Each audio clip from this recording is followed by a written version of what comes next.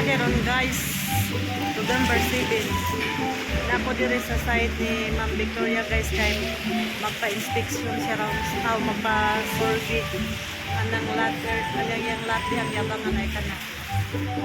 Muna yung lahat nga yung yabangan niya guys.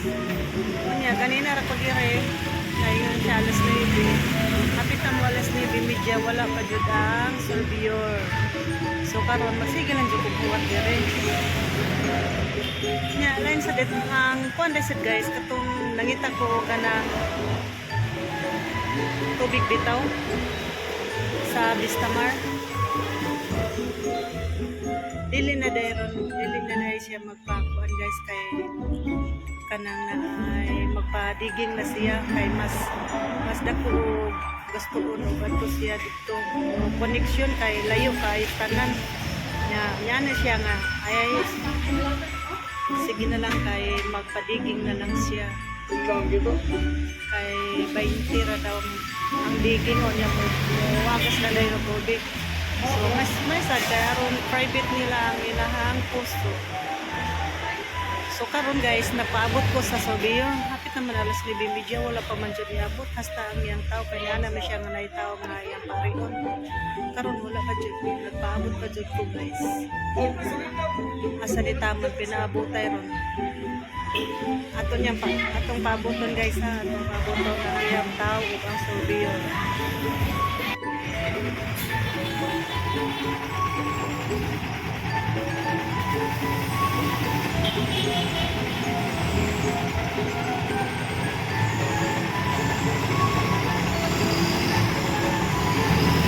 Siya gila ito guys, ang tao gila ng Victoria.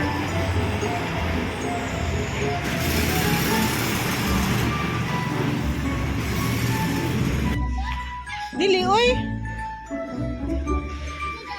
Ikaw si Ma'am Jen? Surveyor ko no. Ha? Ingon matas Ma'am Victoria nga si surveyor sa upo niya mari ko no tong tagiya sila si Ma'am Lau. Kanya naman ko niya nga ma'am ang kon-snack sa namo ato ang tagiya te. Ganina ra ko dire. Ikaw ko niya anak ko. Ang sa musukod. Pagkailamang ko sa kanang survey. Nakalimot sa kog pangayo niya sa iyang kuan, iyang number ba? Unya, nimata na day siya? Wala pa man i-reply gani. Ah, kanina rin ako nag-text nga nanak ko diri, ma'am. Kaya na ra ka gani? Oh.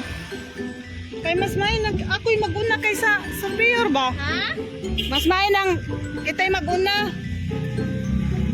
Anak na siya yung kalimot na yan, ang sleepy. Ay, wapay las maybe nanak ko diri. Kaya na ra gyud ay kay ka. Oh.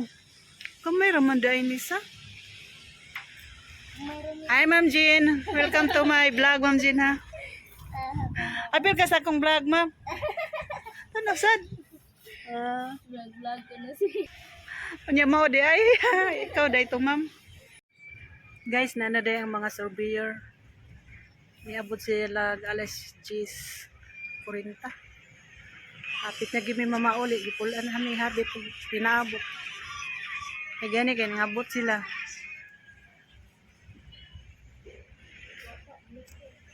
Oh, liman sagkag alas 8:30 pag pinaabot niya. Alas 10:30 na. Nakaana naman jud ko nga mabot ng alas 11 niya, di pa mabot, muli na lang jud ko. May ganin, abot alas 11.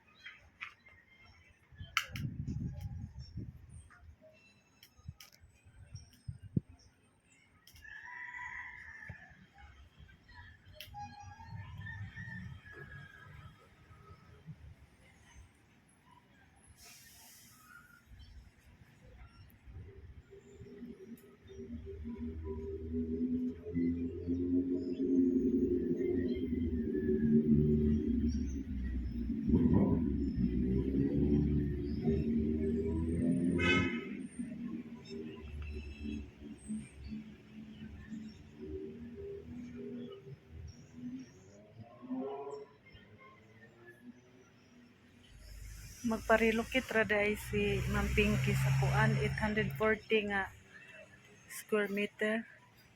Iyarang ipa-relocate.